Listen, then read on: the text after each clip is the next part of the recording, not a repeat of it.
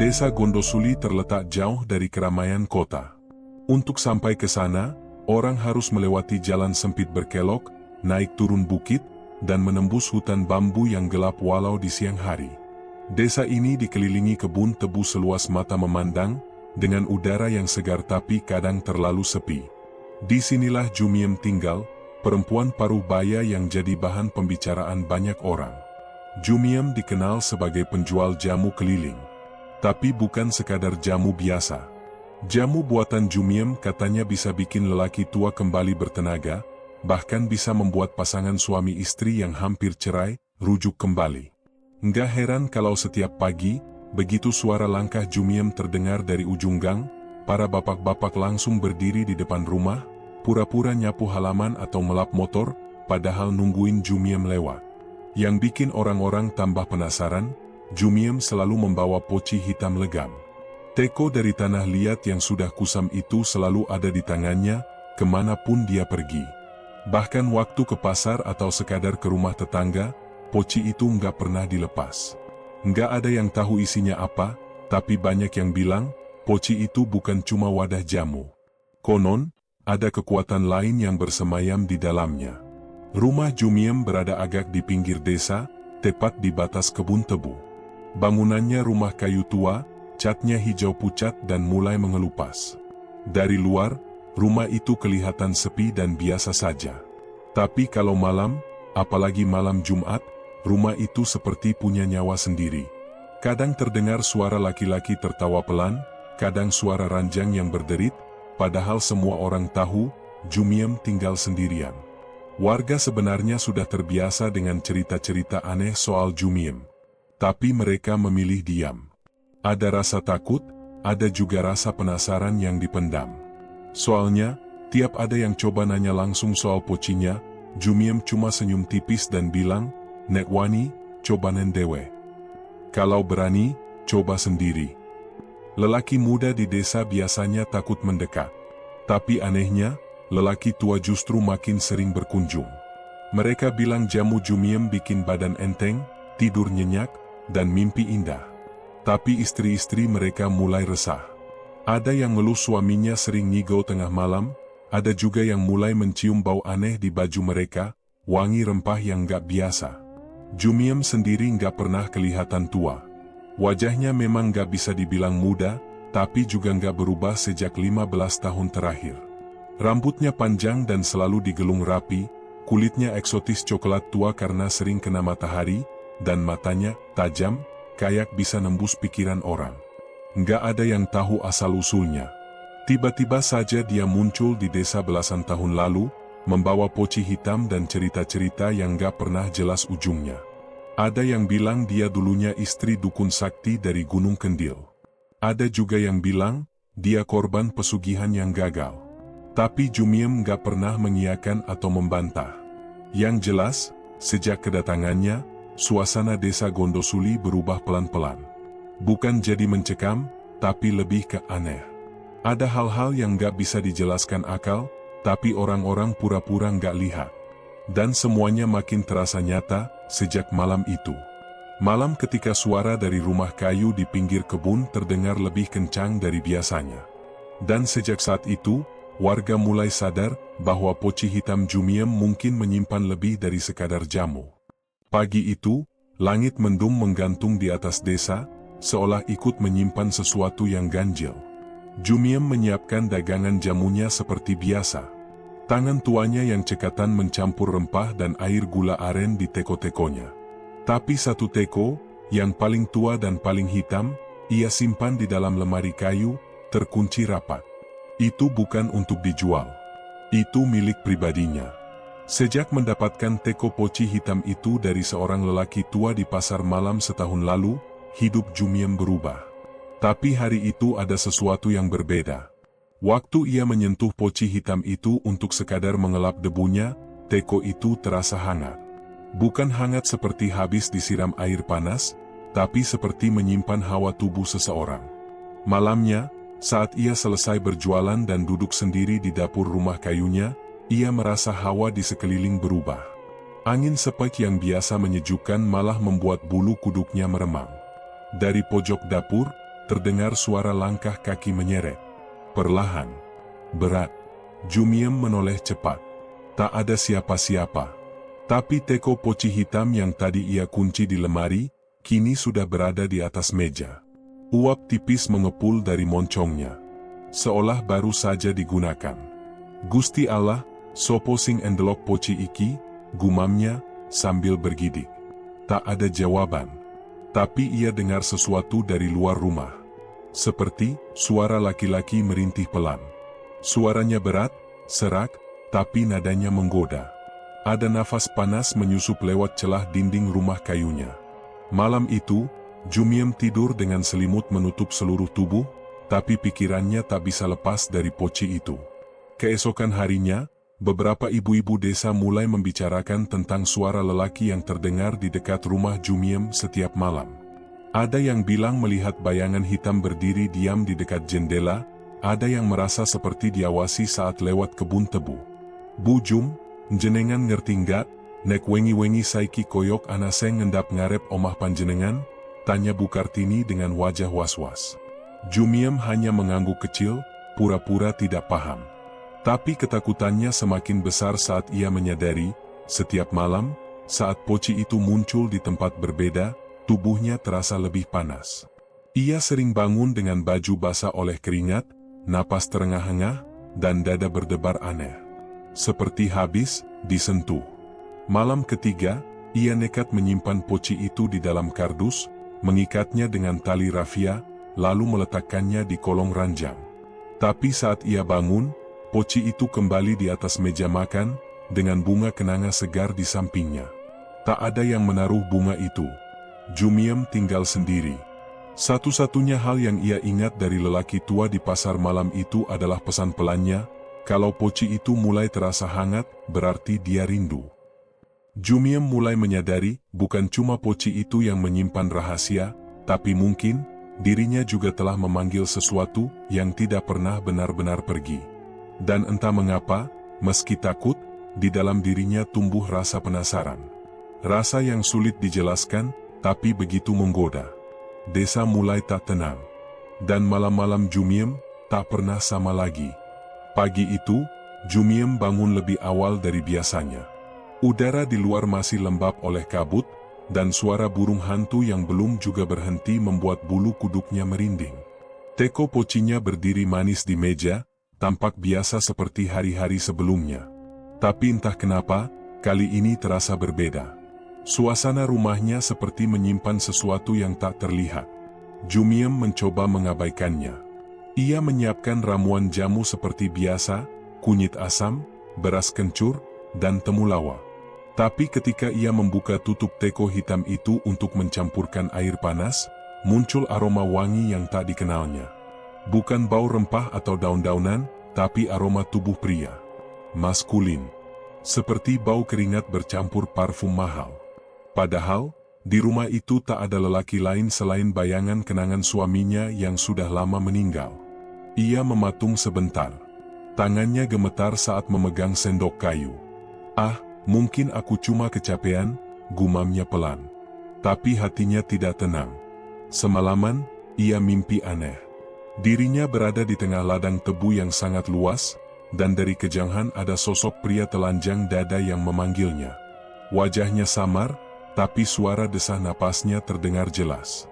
Sepanjang pagi, Jumiem berjalan keliling desa menjajakan jamu. Tapi ada yang berubah dari para pelanggannya. Seorang ibu-ibu langganannya, Bu Warni, tiba-tiba memeluknya erat-erat.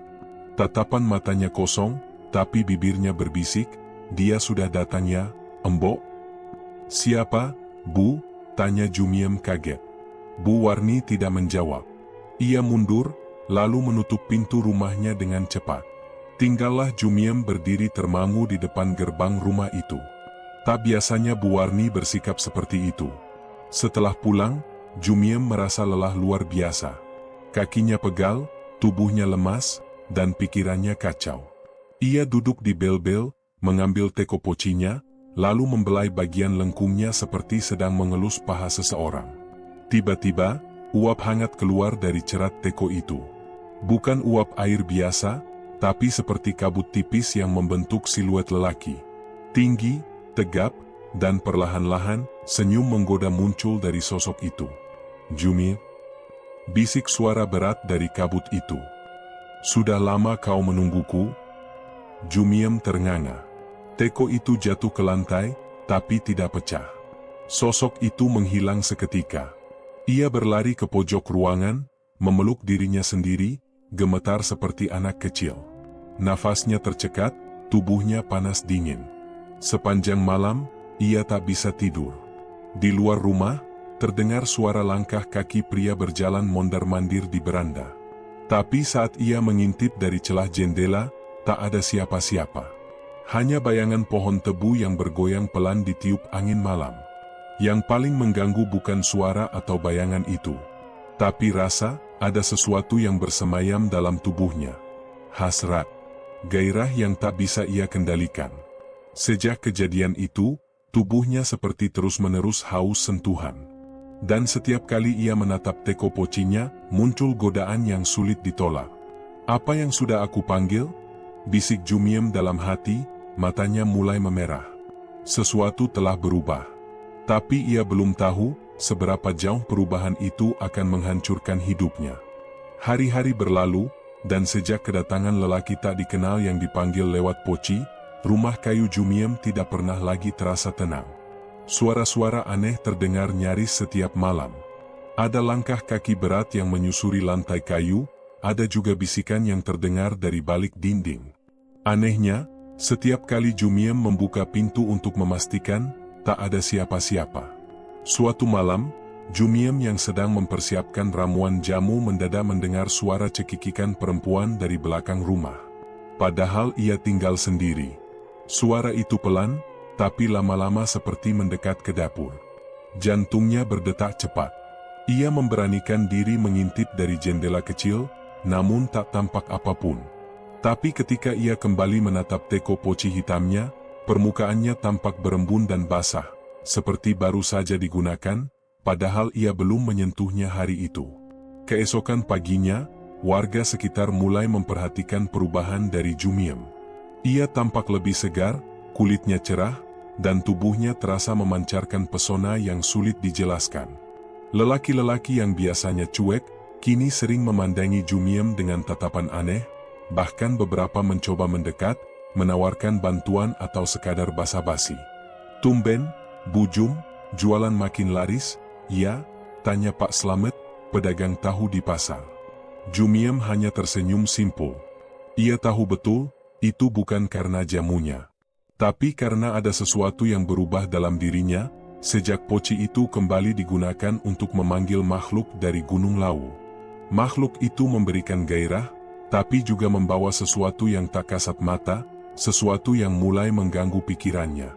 Malam berikutnya, ia bermimpi aneh. Dalam mimpi itu, ia berada di kebun tebu yang gelap dan berkabut. Dari kejauhan, terlihat sosok pria tanpa wajah memanggilnya. Saat ia mendekat, tubuh pria itu berubah menjadi arang panas, dan suaranya menggema seperti berasal dari dasar bumi. "Jum, kamu sudah tahu harga dari keinginanmu, kan?" Ia terbangun dengan tubuh penuh keringat dan aroma kemenyan yang menyengat di kamarnya. Poci hitam itu berada di samping bantalnya, padahal semula disimpan di dapur. Detik itu juga ia sadar, ini bukan sekadar perjanjian biasa. Makhluk itu mulai mengaburkan batas mimpi dan kenyataan. Siang harinya, seorang anak kecil di desa menangis histeris di depan rumah Jumiem. Katanya, ia melihat om besar hitam yang keluar dari balik pohon pisang di samping rumah kayu itu. Warga sempat mengira anak itu mengada-ada, sampai seekor ayam tiba-tiba mati mendadak di halaman, bulunya gosong seperti terbakar. Ketakutan mulai menyebar. Beberapa tetangga mulai menjaga jarak. Tapi anehnya, makin malam, makin banyak lelaki dari desa sekitar yang mendekat ke rumah Jumiem. Entah karena memang tergoda pesonanya, atau karena pengaruh dari sesuatu yang lebih gelap. Jumiem mulai menyadari satu hal. Setiap kali ia menggunakan poci itu, gairah yang meledak dalam tubuhnya semakin sulit dikendalikan. Dan setiap pagi setelahnya, satu persatu tanda-tanda ganjil muncul, ayam mati, tanaman mengering, bahkan tetangga yang mendadak sakit tanpa sebab. Namun yang paling mengganggunya adalah suara lelaki dari Poci. Malam-malam tertentu, ia berbicara padanya. Suaranya berat, dalam, dan mengandung bisikan-bisikan rayuan yang tidak pantas. Tapi anehnya, itu membuat tubuh Jumiem bergetar, antara takut dan terangsang. Ia mulai bingung membedakan mana keinginan dirinya, dan mana dorongan dari makhluk itu. Poci hitam itu tidak lagi hanya menjadi alat. Ia sudah menjadi pintu. Dan pintu itu, makin terbuka lebar. Pagi itu, Jumiem duduk termenung di depan rumahnya. Poci hitam diletakkan di atas meja kecil, seperti biasa. Tapi ada sesuatu yang membuat dadanya berat, seperti beban yang gak kelihatan, tapi jelas terasa. Semalam, setelah suara lelaki samar itu menghilang, Jumiem gak bisa tidur. Rasanya ada yang memperhatikan dari balik pohon di kebun tebu. Dengan langkah pelan, dia masuk ke rumah. Di dalam, aroma jamu masih menyengat dari botol-botol yang belum dicuci. Tapi bukan itu yang menarik perhatiannya. Di pojok dapur, dia melihat noda tanah. Basah dan coklat pekat. Aneh. Semalam lantai itu bersih. Dia dekati, jongkok, dan sentuh sedikit. Benar. Itu tanah basah, seolah ada yang baru keluar dari dalam bumi. Saat sedang membersihkan noda itu, Jumiem mendengar suara ketukan dari belakang rumah. Pelan, tapi terus-menerus. Degup jantungnya makin kencang. Dengan tangan gemetar, dia membuka pintu belakang. Kosong. Cuma pohon jati dan hamparan kebun tebu sejauh mata memandang. Namun matanya langsung tertuju ke sebuah benda yang tergeletak di tanah. Sebuah cincin logam hitam dengan ukiran yang gak pernah dia lihat sebelumnya. Bentuknya seperti ular melilit, dan di tengahnya ada batu merah menyala. Naluri Jumiem bilang itu bukan barang biasa. Dia bawa masuk cincin itu, lalu taruh di meja. Tapi saat dia melirik ke arah poci hitam, dia kaget. Uap dari dalam poci bergerak lebih cepat, seperti berputar-putar. Dari dalamnya terdengar suara, rintihan pelan, seperti suara pria sedang kehabisan napas. Suara itu menggumam, "Jangan dibuka." Jumiem mundur. Matanya lebar. Poci itu tidak pernah mengeluarkan suara sejelas ini. Biasanya hanya desir angin dan aroma wangi aneh. Tapi kali ini, suara itu seperti datang dari seseorang yang terperangkap di dalam sana. Malamnya, Jumiem nekat membawa cincin itu ke Mbah Sarni, dukun tua di ujung desa. Mbah Sarni menatap cincin itu lama, lalu gumam pelan, "Ini jimat penjebak. Benda ini biasa digunakan untuk mengikat arwah pria yang mati penasaran. Biasanya, buat pesugihan cinta." "Pesugihan cinta?" tanya Jumiem bingung. Orang yang ingin disayang, dimanja, dan dicintai, akan memanggil arwah dari gunung. Tapi sekali panggil, dia nggak bisa pergi. Dia harus selalu dibayar. Dengan gairah. Dengan tubuh. Jumiem pucat. Mulutnya terbuka tapi tak ada suara yang keluar. Kepalanya langsung teringat pada malam-malam ketika dia merasa ditemani, disentuh, dan dipeluk di tempat tidur. Dia kira itu cuma mimpi. Tapi ternyata bukan. "Kalau kamu sudah pernah disatukan dengan arwah itu," lanjut Mbah Sarni, "poci itu bukan sekadar wadah. Itu penjara. Dan kamu penjaganya." Jumiem pulang dengan kepala penuh pertanyaan dan ketakutan. Cincin itu ia bungkus kain hitam dan simpan dalam laci. Tapi saat malam datang, dia tahu satu hal pasti, arwah itu belum pergi. Dan kini, dia tidak hanya ingin dipanggil, dia ingin dimiliki selamanya. Jumiem berdiri mematung di depan tungku. Matanya nanar menatap poci hitam yang tergeletak di meja kayu. Aroma menyengat yang semalam memenuhi rumah kini telah lenyap, tapi hawa dingin aneh masih membekas di kulitnya. Sejak kejadian semalam, Jumiem belum tidur. Dia hanya duduk termenung sambil memegang sabuk kain, satu-satunya peninggalan almarhum ibunya. Pagi itu, dia putuskan untuk bicara pada Mbah Sarti, dukun tua yang tinggal di ujung kebun tebu. Walau orang-orang bilang Mbah Sarti sudah setengah gila, Jumiem tak punya pilihan. Dia merasa arwah pria-pria itu semakin mendominasi hidupnya. Suara desahan, sentuhan yang muncul tanpa tubuh, dan mimpi-mimpi yang terlalu nyata membuatnya merasa seperti bukan dirinya lagi. Saat tiba di gubuk Mbah Sarti, perempuan tua itu langsung membuka pintu seperti sudah tahu siapa yang datang. "Teko Poci dari Gunung Lawu, ya?" ujar Mbah Sarti tanpa basa-basi. Jumiem mengangguk pelan, lalu menceritakan semuanya. Tentang poci hitam yang dia temukan saat mendaki. Tentang bagaimana hidupnya berubah. Dan tentang gairah yang datang dari pria-pria tak kasat mata yang muncul lewat uap jamu. Mbah Sarti menarik napas panjang, lalu duduk sambil meracik sesuatu dari botol-botol kecil. "Kamu gak bisa buang poci itu. Tapi kamu bisa kendalikan. Tapi, harga pengendalian itu lebih berat dari menyerah." "Apa maksudnya, Mbah?" "Kamu harus lawan mereka dengan tubuh dan pikiran. Jangan kasih ruang. Dan kamu harus puasa. 7 hari. Tanpa air. Tanpa makanan. Dan kamu jangan buka mulut untuk mantera apapun. Kalau kamu tahan, mereka akan melemah." Jumiem pulang dengan kantong kecil berisi garam kasar dan cermin bundar kecil. 2 benda itu harus diletakkan di 2 sudut rumah. Malam pertama puasa, tubuhnya langsung menggigil. Di pojok dapur, suara desahan pria mulai terdengar. Tapi kali ini, Jumiem menutup telinga dan membaca doa dalam hati. Malam kedua, bayangan hitam muncul di pintu kamar. Mengelus kulitnya dengan lembut. Menggoda. Tapi dia tetap diam. Tak merespons. Tak bicara. Hingga makhluk itu menghilang dengan geraman kesal. Malam ketiga, tubuh Jumiem sudah lemas. Lidahnya kering. Tapi dia masih bertahan. Cermin yang ditaruh di atas lemari mulai retak, dan garam di sudut ruangan menghitam seperti terbakar. Malam keempat, suara-suara itu berubah. Tidak lagi menggoda, tapi mengancam. "Kalau kamu gak mau jadi milik kami, kamu akan jadi milik tanah." Namun Jumiem tetap diam. Dia tahu ini bukan tentang hidup atau mati lagi. Ini soal kendali.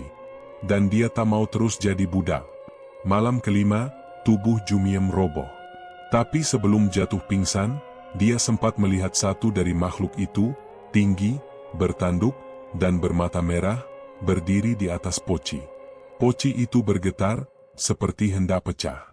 Saat bangun keesokan paginya, Jumiem diselimuti keringat dingin. Tapi untuk pertama kalinya, rumah itu terasa sepi.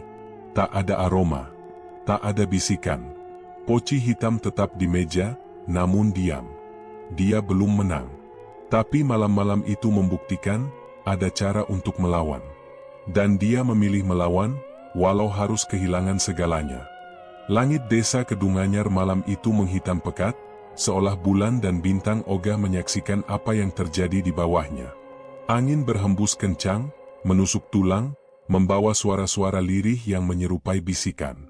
Rumah kayu Jumiem bergoyang pelan, bunyi decit lantai tua terdengar tanpa henti, padahal tak ada seorang pun yang berjalan. Jumiem duduk di sudut dapur, menggenggam poci hitamnya erat-erat. Wajahnya pucat, tubuhnya gemetar. Sejak dia mencoba melawan dengan mengubur poci itu, kejadian ganjil makin menjadi. Namun malam ini berbeda. Terlalu sunyi. Terlalu mencekam. Dari arah jendela, tiba-tiba muncul bayangan besar. Sosok pria tanpa kepala, tubuhnya tinggi besar, berdiri mematung menghadap ke dalam rumah. Jumiem menahan napas, menunduk, berharap itu hanya halusinasi. Tapi bayangan itu bergerak, perlahan mendekat ke pintu. Tanpa suara, tanpa aba-aba. Pintu terbuka sendiri. Angin menggulung masuk, membawa bau anyir yang memuakkan. Jumiem mundur, tapi poci di tangannya bergetar. Air jamunya mendidih sendiri, seperti ada yang mengaduk dari dalam. Suara tawa berat terdengar dari poci itu. Gairah yang tak padam itu muncul lagi. Sosok pria yang biasa dipanggil lewat poci, kali ini tak hadir sebagai penolong. Ia hadir sebagai pemilik. "Kamu berani melawan, Miem? Kau pikir bisa bebas semudah itu?" Suara itu menggema dari segala penjuru, seperti berasal dari dalam tembok rumah. Suara itu bukan milik manusia. Berat, dalam, dan seolah sedang menahan nafsu. Nafsu akan tubuh, darah, dan jiwa. Lantai tiba-tiba retak, api kecil menyembur dari sela-selanya. Sosok-sosok pria bermata merah satu persatu merayap keluar dari celah itu. Tubuh mereka telanjang, kulit mengelupas, dan mereka semua memandang Jumiem dengan senyum penuh nafsu dan dendam. Jumiem lari ke kamar, mengunci pintu, tapi suara ketukan tak berhenti. Tangan-tangan hitam muncul dari balik celah dinding, merayap mendekat. Poci itu meletup, mengeluarkan cairan hitam kental yang menyebar ke seluruh ruangan. Di cermin kamarnya, wajah Jumiem berubah. Matanya menjadi merah menyala. Senyumnya miring, seperti bukan dirinya lagi. Tiba-tiba, salah satu sosok pria berhasil masuk, merobek pintu kamar. Wajahnya mirip sekali dengan pria yang dulu jadi korban pertama dari Poci itu. Sosok yang dulu datang untuk memberi cinta, sekarang datang untuk menagih. Waktumu habis, Miem. Jeritan Jumiem menggema ke seluruh desa. Tapi tidak ada yang mendengar. Tidak ada yang peduli. Rumah kayu itu menjadi pusat kekacauan. Api, darah, dan suara desahan mengerikan memenuhi malam. Poci itu sekarang berdiri sendiri di tengah kamar, memancarkan cahaya merah menyala. Sosok pria-pria itu berdiri melingkari Poci, memuja, menari, dan menunggu. Mereka bukan arwah. Mereka bukan manusia. Mereka perjanjian yang dilanggar. Dan malam itu, gairah Poci hitam mencapai puncaknya. Bukan dengan cinta, tapi dengan kematian. Malam itu hujan turun deras. Petir menyambar-nyambar, menerangi rumah kayu Jumiem yang mulai tampak rapuh di beberapa sudut. Angin menderu dari arah kebun tebu, mengguncang daun-daun hingga bersuara seperti bisikan ratusan mulut. Di ruang belakang, Poci hitam itu kembali mengeluarkan asap tipis yang bergerak seperti hidup. Jumiem duduk bersila di depan Poci, tubuhnya gemetar, tapi bukan karena dingin. Matanya merah, wajahnya basah oleh air mata dan keringat. Di tangannya, tergenggam kuat jimat sobekan kain kafan yang ia curi dari kuburan tua di atas gunung minggu lalu. Itu bagian dari ritual, katanya.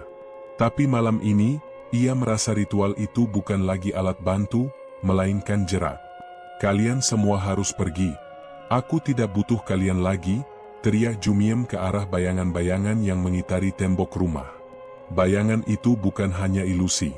Sosok-sosok pria, bertelanjang dada, kulitnya legam seperti arang, berdiri melingkari Jumiem. Tatapan mereka tajam, tidak berkedip. Mereka adalah arwah yang dipanggil oleh Poci hitam. Mereka bukan hanya penurut. Mereka haus. Kamu sudah janji, Jumiem? Suara berat salah satu sosok itu menggetarkan langit-langit rumah. Kamu minta kekuatan. Kamu minta gairah. Kami beri. Sekarang kamu mau lepas tangan? Jumiem menggigil. Poci itu bersinar merah menyala, panasnya terasa sampai ke ubun-ubun. Ia tahu, kalau malam ini dia tidak menghentikan semuanya, hidupnya akan habis dijadikan wadah nafsu dan kesakitan. Aku punya ini. Jumiem mengangkat sobekan kain kafan, lalu melemparkannya ke dalam Poci. Seketika ruangan bergetar. Poci hitam mengeluarkan suara seperti jeritan bayi, memekakkan telinga dan membuat semua sosok itu meringis. Salah satu arwah, yang paling tinggi dan paling menyeramkan, melangkah maju. Tangannya berusaha meraih Jumiem. Kamu pikir segampang itu? Kami sudah lama di sini. Darahmu sudah jadi bagian dari kami. Dengan sisa tenaga, Jumiem mengambil kendi air bersih yang sebelumnya ia simpan untuk mandi. Ia bacakan doa-doa dari neneknya yang dulu dibilang bisa menutup pintu gaib. Lalu ia siramkan air itu ke arah Poci dan sekelilingnya. Api keluar dari dalam Poci. Rumah berguncang. Angin berputar membentuk pusaran di tengah ruangan. Jeritan demi jeritan terdengar, tapi Jumiem terus membaca doa, terus menyiram air. Keluar. Semua keluar dari hidupku. Aku mau bebas. Aku nggak butuh lagi nafsu semu ini. Satu persatu bayangan itu menghilang. Tapi Poci masih bergetar, kini seperti menahan sesuatu yang lebih besar. Tiba-tiba, lantai kayu di bawah Poci retak. Asap hitam pekat meledak keluar. Sosok terakhir, yang paling menyeramkan, menatap Jumiem dengan senyum dingin. "Kita belum selesai, Jumiem. Kamu bisa mengusir kami, tapi nafsumu akan selalu membuka pintu itu kembali." Dan dalam sekejap, semuanya lenyap. Sunyi. Hanya suara hujan yang tertinggal. Poci hitam tergeletak di lantai, retak, tapi belum hancur. Dan Jumiem? Ia terduduk lemas, tubuhnya basah kuyup, dan untuk pertama kalinya, ia merasa sendiri. Tapi belum sepenuhnya aman. Karena malam itu, di luar rumahnya, ada suara langkah kaki yang datang dari arah kebun tebu. Langkah yang berat, dan sangat familiar. Semenjak api membakar pojok dapur rumah Jumiem dan lelaki berambut putih itu lenyap di telan asap tebal, suasana desa kembali terasa normal. Seolah semua teror yang pernah mengguncang hanya mimpi buruk semata. Tapi bagi Jumiem, bayang-bayang masa lalu itu masih menempel di setiap helai rambutnya. Poci hitam itu kini tersimpan di dalam peti kayu tua, dikunci dengan rantai besi dan gembok besar.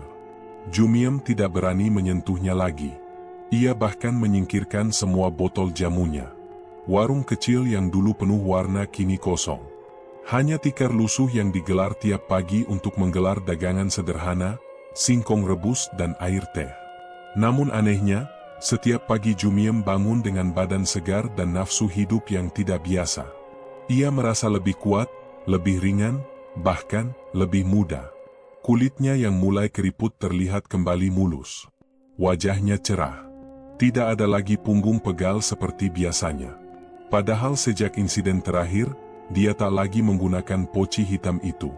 Atau, apakah dia yakin tidak menggunakannya? Satu hari, seorang lelaki muda datang ke rumahnya. Tubuhnya tegap, kulit legam, memakai baju koko putih dan celana panjang hitam. Ia mengaku bernama Sarwo, cucu dari Mbah Rekso, dukun tua dari desa sebelah. "Bu Jumiem, saya diminta melihat kondisi rumah ini. Sudah banyak keluhan warga soal hawa aneh dari kebun tebu belakang rumah panjenengan," kata Sarwo dengan suara pelan. Jumiem mengernyit. "Kebun tebu?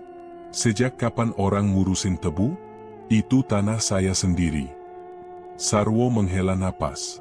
"Bukan tentang tanahnya, Bu. Tapi tentang apa yang pernah panjenengan panggil dari sana. Arwah pria itu belum kembali sepenuhnya." Jumiem merinding. Ia tak pernah cerita pada siapapun soal sosok lelaki yang kerap datang tiap malam. Sosok dengan dada bidang dan tangan kasar, yang muncul begitu poci itu dipanaskan.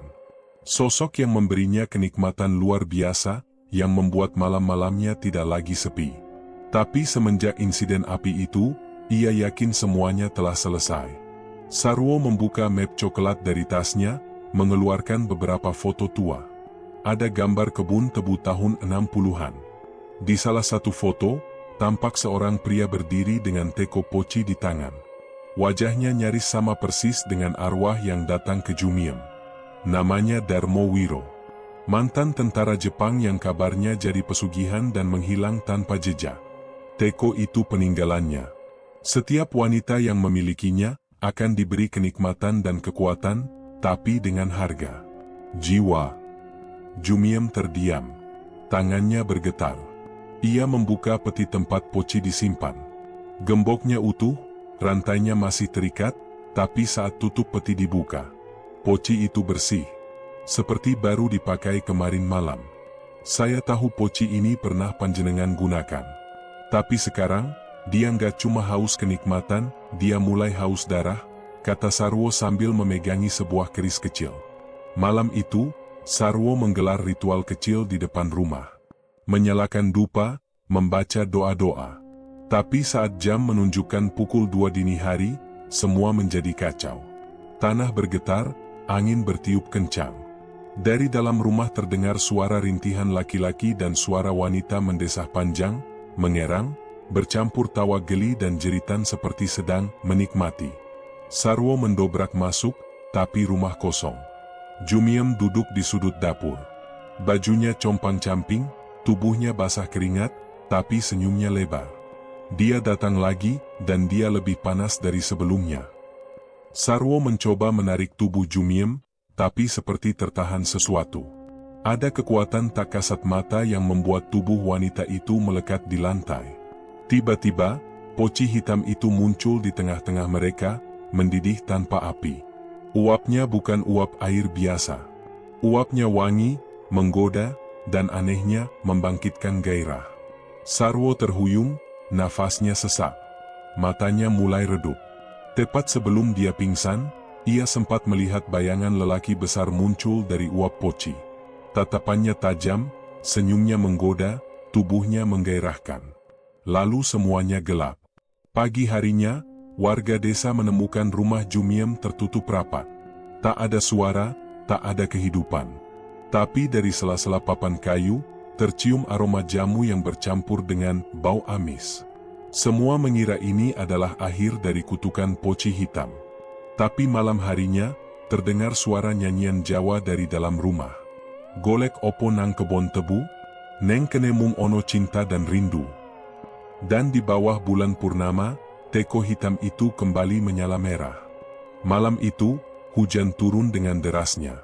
Petir menyambar sesekali, menyinari rumah kayu Jumiem yang rembes dan dingin.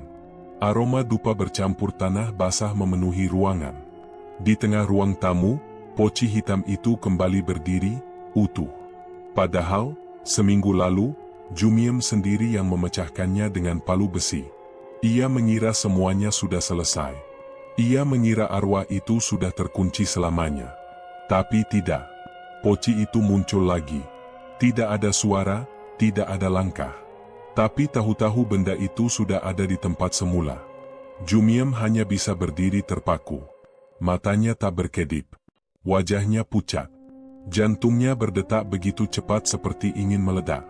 "Siapa yang naruh ini?" bisiknya, meski ia tahu jawabannya.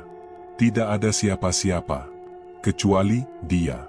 Tiba-tiba, pintu dapur terbuka pelan. Angin dingin menyelinap masuk, meniup api lampu minyak hingga bergetar.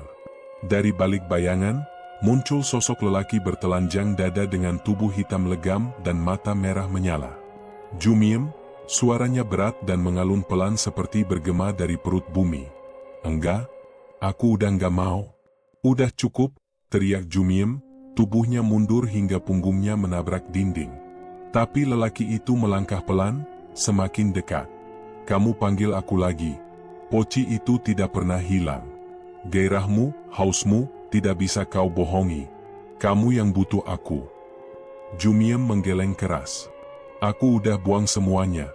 Udah bakar dupa, kubur abu poci itu. Udah selesai semua." "Belum," bisik sosok itu. "Dan kamu tahu itu."